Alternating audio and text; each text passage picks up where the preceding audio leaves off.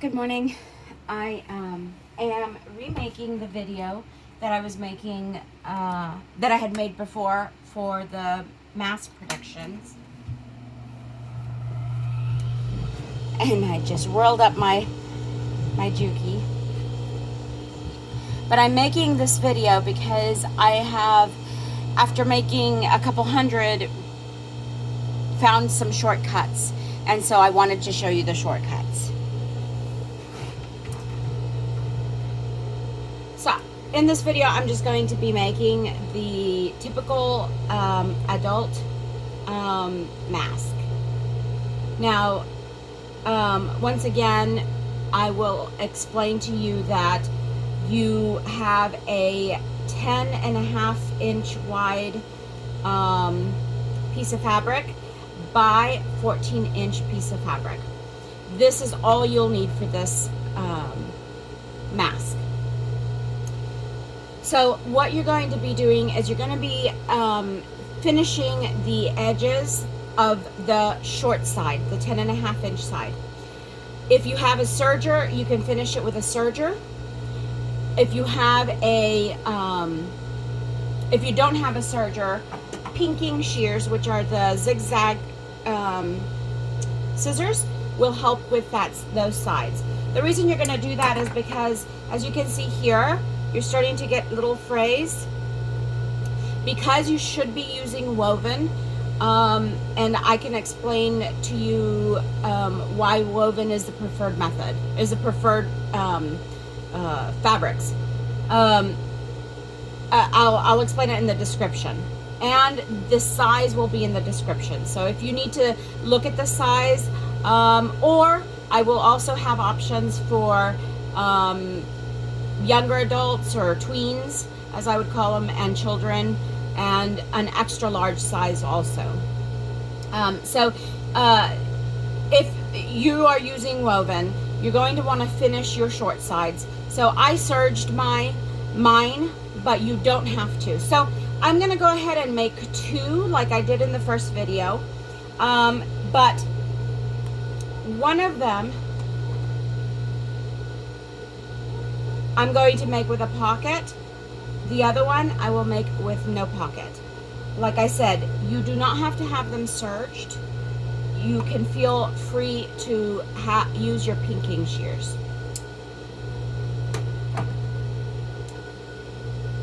So with this one, I'm going to make no pocket. Now, I found a trick for knowing how far to go in without having to measure every single one as you're making it.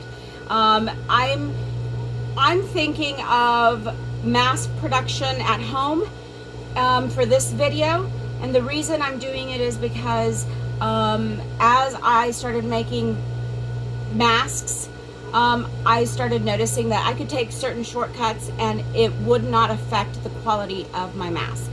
So what I do is I put my finger up against the ruler and I go 2 inches down, and it's 2.5 inches down, and I mark my finger.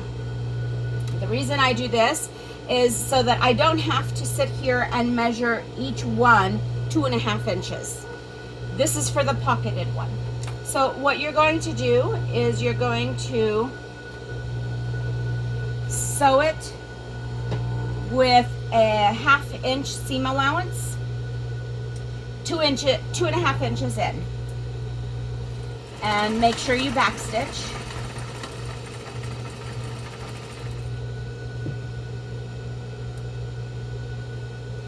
All right, and you want to backstitch when you get 2.5 inches in. You also want to backstitch so that because this is going to be the pocket, it means people are going to be opening it to put the filter in. So you want to backstitch to make sure that doesn't get opened. If you don't backstitch, eventually that seam will come open completely all the way across, and it won't hold your mask in. Then I just pick up the foot and I move it 2.5 inches from the end. Again, you want to go a 1/2 inch seam allowance.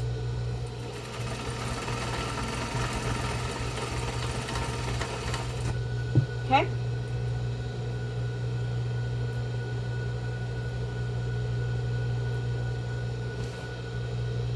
And now this one is done.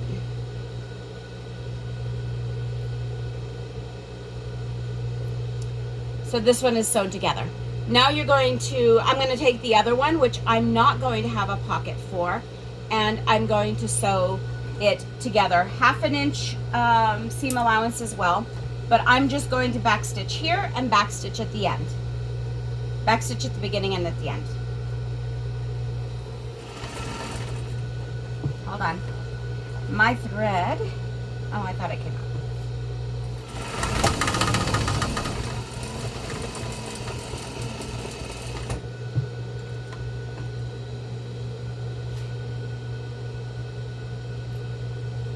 So this one I just stitched across the top. So now what I do is that, and I don't skip this part because I want to make sure that the seams do go to the side they're supposed to. So now what I do is I go to my iron and I press them. Now if you don't have an iron that's really readily handy, or if you just don't have one, you can hand press. I have this little hand presser, but you can do it with anything. I have these lighters here that I use to singe my threads with. I don't do it on this video, but I typically will singe my threads. And so really you can take anything and hand press the seam open. And for the most part, it will stay open. But I do prefer to, as you can see, it'll stay open. But I do prefer to give it a good ironing. So I'm gonna take a couple seconds to iron these open, and then I'll be right back.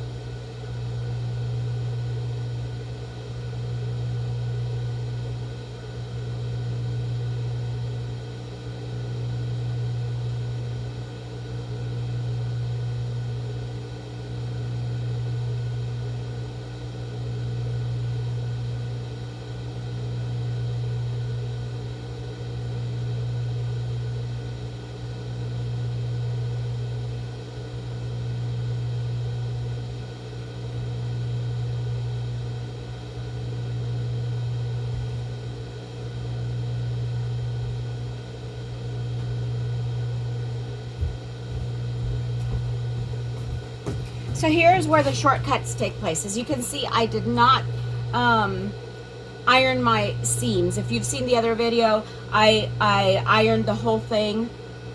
On this video, I only ironed the seam open. So now what I'm going to do is I'm going to flip them right side out.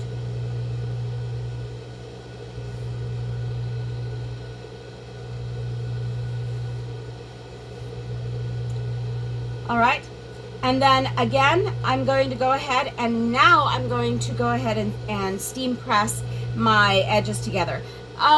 So before I had pinned it and I had put it in the middle. Honestly, if you've made a few of these and you know where the middle is, you just want to place it in the middle. And so that's what I'm doing. I'm just kind of eyeballing it so that it's down, the seam is down the middle. If you don't know, if you're not comfortable with eyeballing it, you can always find the middle of it and then line up the seam with that center line. Okay, I'll be right back. I'm going to press these open.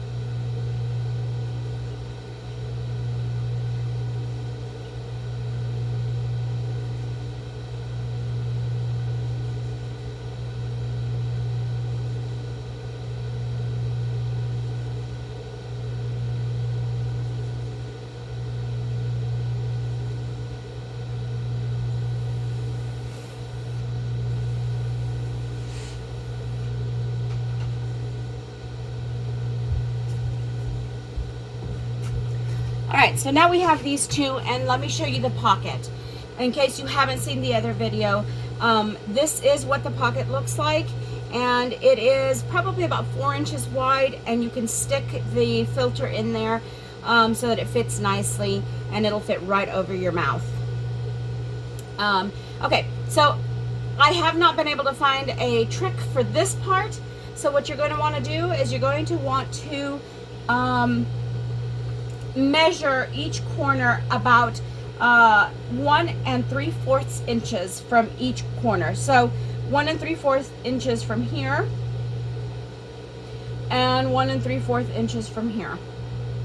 I imagine you could probably do something like this, but I haven't found that that works. Not as easy as the 2.5 inches for the seams for the pockets on your finger.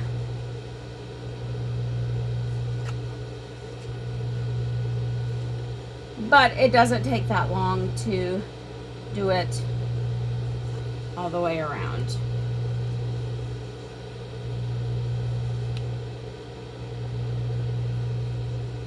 And you want to do it with both of them.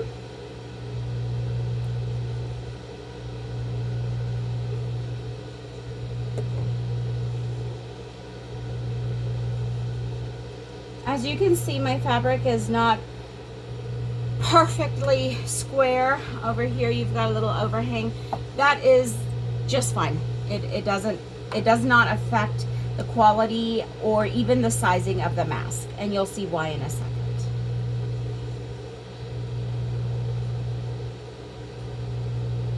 All right, so now that we have all 4 corners done on both of those, you're going to stitch it closed from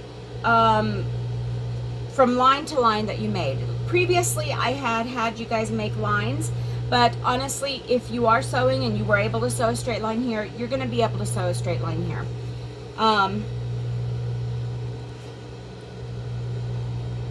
So here we go. Don't forget to backstitch.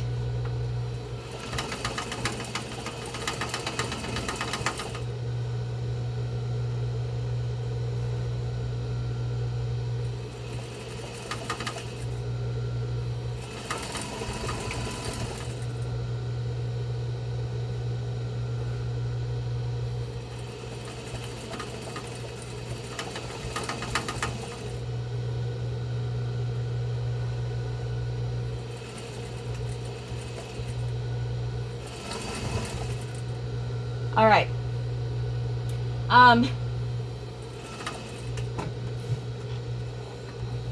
This is where it can get tricky. So I did all 4 corners first, but and with the next one I'll do it the other way. You can go ahead and do it all the way around. I'm still getting used to doing it this way, and so I tend to find that I do the 4 corners and then I'm like, oh no, I should have done it all. Anyways, so you can do it the other way, and you'll see what I mean in a second. So here is, I took one of my twisty ties, the ones that I suggested, the garden ones. If you do use twisty ties, make sure they're the plastic ones that can be sterilized, not the paper ones. And you just put it across the top, and then you're going to sew, and you're going to sew 1/4 of an inch seam allowance.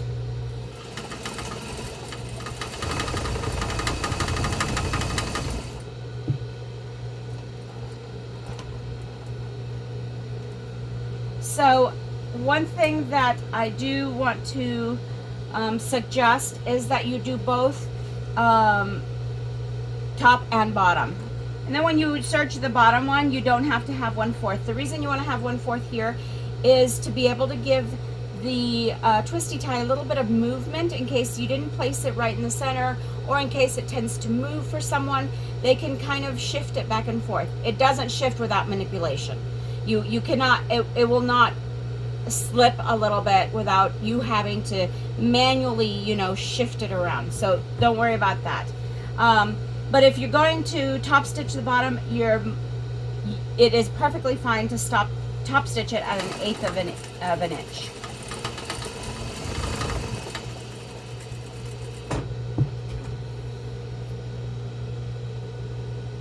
All right. And there's that. So I'm going to do this one, but I'm going to go ahead and do this one all the way around. So I'll show you how I do it. I do end up trying to come off on the edges so that it builds a casing that it can't fall out of. However, I don't think that's necessary. So if you want to just stitch and pivot at the corners, you're more than welcome to do that. I think once it's closed in, once the mask is completed, there's not a way for that twisty tie to come out of there.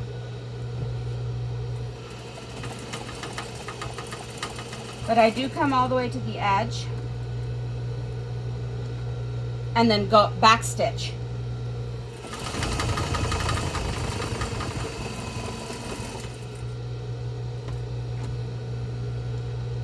And then here I'll back stitch.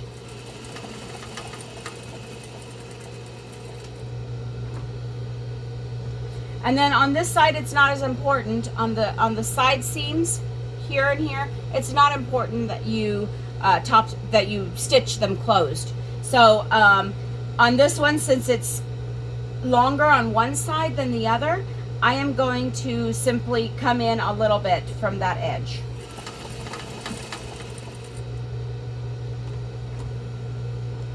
Back stitch,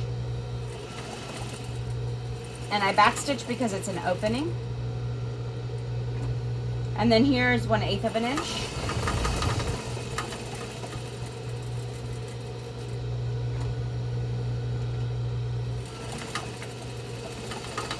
and then back stitch. And so as you can see, that goes much faster if you do it all at once.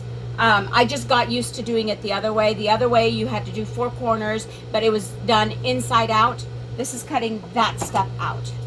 So now you're just going to take pinking shears and you're going to cut along probably as close as you can. I was doing about 1/4 of an inch out, and it created a little bit of bulk that I didn't like. So I've been doing it probably about 1/4 of an inch from the seam.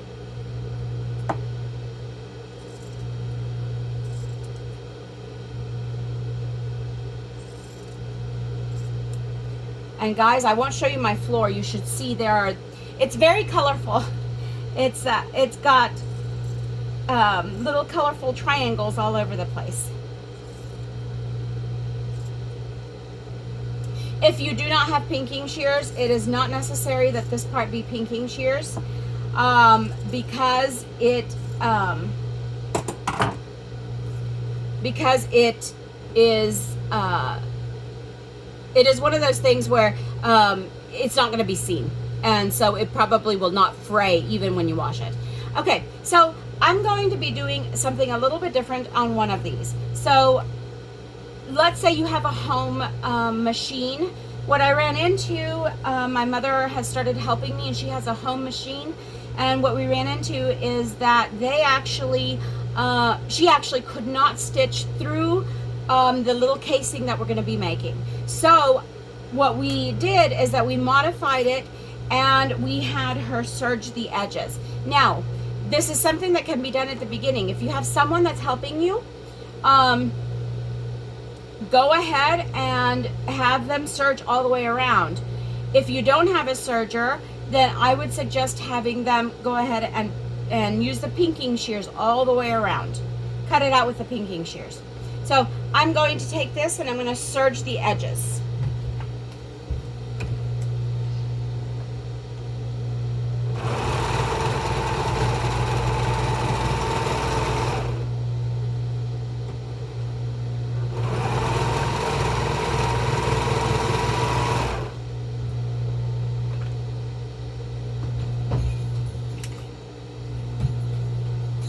What I realized was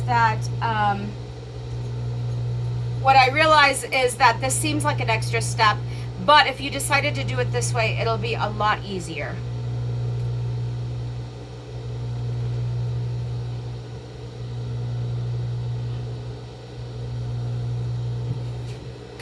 Okay, so now what you're going to do is you've got for those of you who have home machines, you've serged the edges. For other ones that have a machine that can go through several layers, you don't have to serge the edges. So now what we're going to do is we're going to fold this. But before I had you fold right at the corner like this, so that this edge was showing. For this one, I want you to go in just a little bit.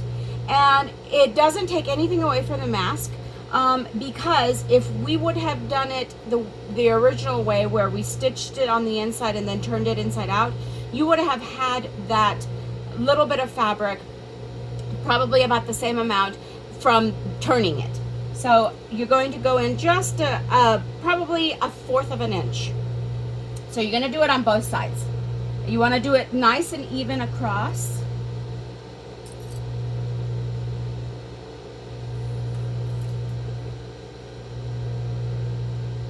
And then you're going to do it the same way, leaving a little bit of overhang rather than right on the corner. You see how that seam is just in. I don't have long nails, but let me point that out. You see how this edge, where we finished, where we stopped, where we backstitched, is in about 1/4 of an inch. That's what I'm talking about. And we're going to do the exact same thing with this one. Again, you probably cannot see it, but here is where the stitch ended. So we're going to have about 1/4 of an inch in. And you're going to want to do that with all 4 corners and make sure that this is nice and straight.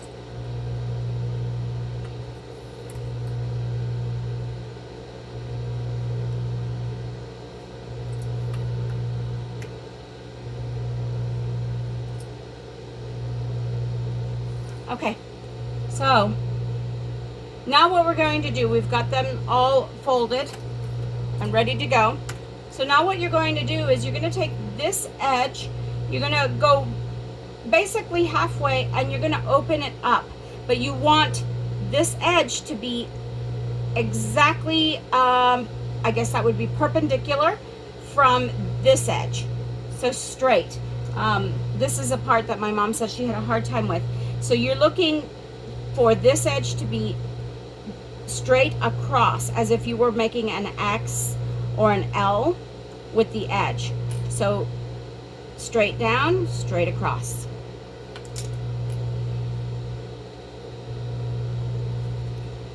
All right, and the same thing with this one, straight across. And you're going to pin it. You can use pins or you can use clips. I use clips. I find them easier to manipulate.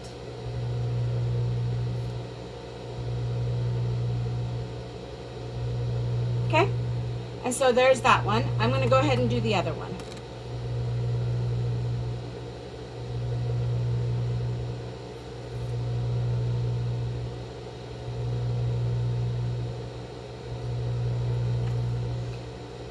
As I said before, you want to fold it at about the halfway mark, but honestly, I tend to go by this. I try to go just in from the edge so that, again, I don't have any raw edges that are going to be shown. Just in from the edge. There you go. So then, with this one that you have serged the edge off, if you've done it that way, all you have to do is fold it over one time, like this. Like so. Okay? And then you're going to want to use, I tend to want to use the serger where I serged the end. That will be where I want to stitch. This is going to be a casing. So what you want to do is you want to make sure that, and you want to make sure you backstitch. You want to make sure you leave enough room between the edge and the stitch so that you can stick the elastic through.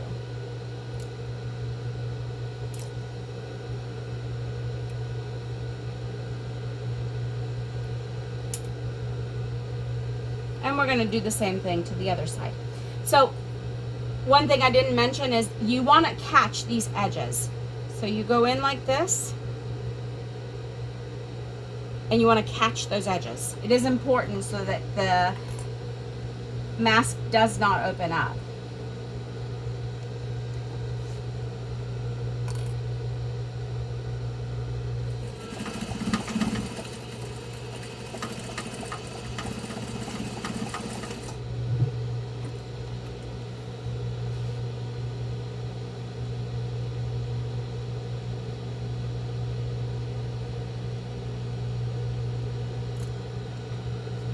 Oops. And there you go. You have your mask ready. So now let me work on this one. This one is going to be different. This one has the raw edges. Now, if you had the pinking shears, you could absolutely just fold it over. But since I have the industrial, I'm able to do it this way. So I fold it halfway in, and then I fold it again.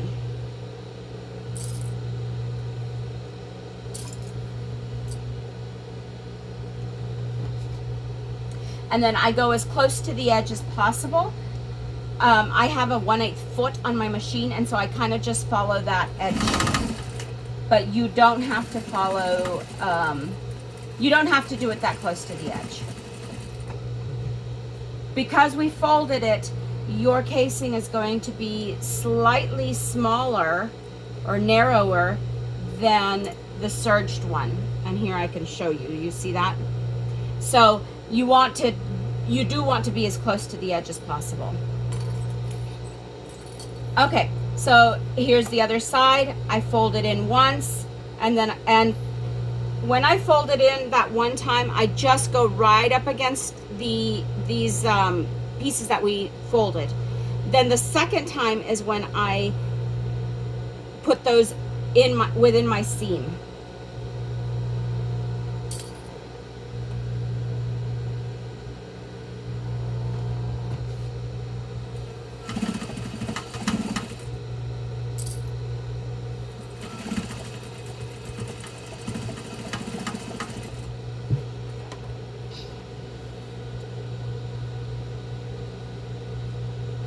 So I found that by cutting out that one step of stitching, turning it right side in, stitching the corners, turning it right side out, and then top stitching, I found that by eliminating that one step, I was cutting probably about 7 minutes off of my production time when I was first doing it. I'm now able to make the masks, but that's just because I've been doing it. I've made a couple hundred by now. Within about an 8-minute period. That's without cutting. I am not doing the cutting. I have someone that is helping me doing the cutting. So it does help to have that. If you add in the cutting though, it's just a rectangle. It shouldn't be that much longer. So here are your 2 masks, and they are completed. This one does look like it's a tad bit bigger, and it could be the casing, but I've also found that some of these were cut just a little bit wider, and so but that is perfectly fine. It does fit the face. It just makes it so this fits closer to your ears. So these masks, I thought of to be able to make them, I wanted them to fit the N95 masks in them. That is why I made them this way as opposed to the other ways that fit closer. However, because of the twist ties that you have, it does mold to your nose pretty well.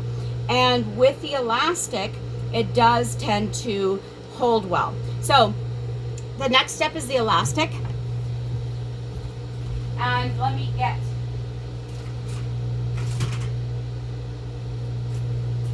the elastic. So here is, I am using 2mm cording. This is elastic cording. And what I do is I cut 7 inches. Honestly, I cut it a little bit longer, and the reason I do is because I don't tie them. I let whoever I've donated to tie it themselves. So the the pattern that I originally made calls for 7 inches for an adult, but I tend to do a little bit more so that they can hopefully, you know, make it as comfortable as it is for them. They're having to wear these so much. And so I do a full 12 inches. So I use this nifty tool called a Bodkin to pull the elastic through. It's got a hook and it's got this little flap that closes and opens. So you just have to kind of find it because it will get stuck within the folds that there are in there. Oops.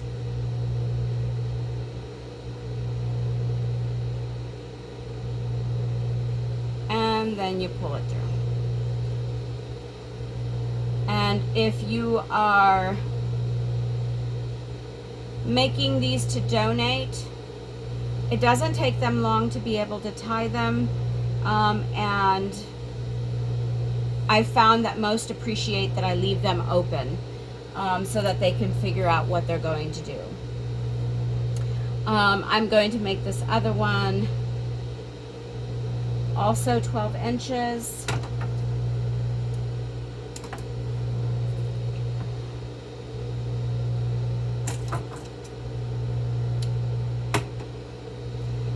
I got my elastic from Mandala Crafts, mandalacraftsinc.com. They ship pretty fast. I ordered it last Thursday and I got it yesterday. I don't know what their supply, you know, how much they've got for supplies, but I do like this cording. However, if you don't have this cording, a 1/8 inch elastic will also work. And let me show you what that looks like.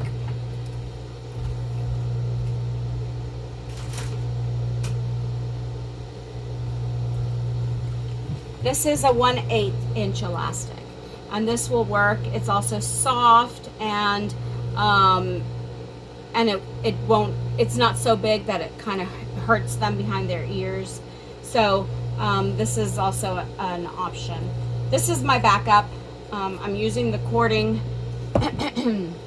first, and then that's my backup elastic. So that's the video.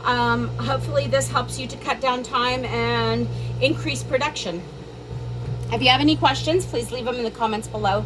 And remember that all the information will be in the description.